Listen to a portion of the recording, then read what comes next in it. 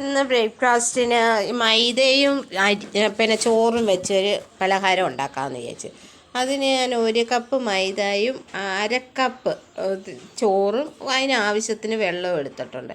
ചോറൊരു ശകലം വെള്ളം ഒഴിച്ച് നല്ലതായിട്ട് പേസ്റ്റ് പോലെ ഒന്ന് അരച്ചെടുക്കണം.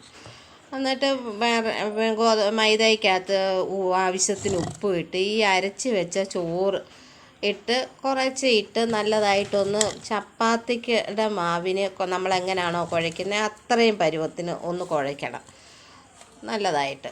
എന്നിട്ട് ഒരു അരമണിക്കൂർ അത് റെസ്റ്റ് ചെയ്യാൻ വെക്കണം. എന്ന് വെച്ചാൽ ആ മാവൊക്കെ ഒന്ന് നല്ലതായിട്ടൊന്ന് പൊങ്ങി വരാൻ വേണ്ടി.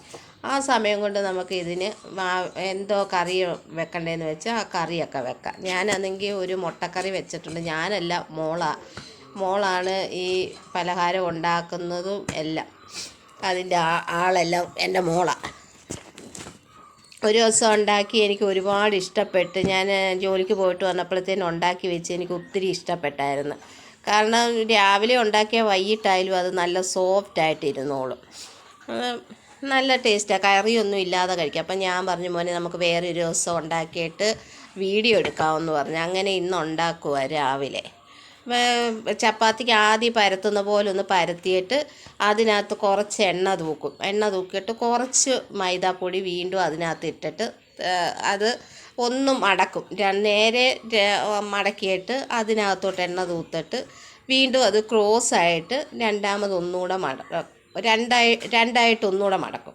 എന്നിട്ട് വീണ്ടും അതിനകത്ത് കുറച്ച് എണ്ണയും തേച്ച് കുറച്ച് മൈദാപ്പൊടി ഇട്ടിട്ട് അത് വീണ്ടും ചപ്പാത്തിക്ക് പരത്തുന്ന പോലെ പരത്തിയെടുത്തിട്ട് ചപ്പാത്തി ചുടുന്ന പോലെ എല്ലാം ചുട്ട് എണ്ണ തേച്ച് 2 സൈഡും എണ്ണ തേച്ച് നല്ലതായിട്ട് ചുട്ട് എടുക്കും. നല്ലതായിട്ടൊക്കെ പൊള്ളി വരും. നല്ല ടേസ്റ്റാണ് കഴിക്കാൻ.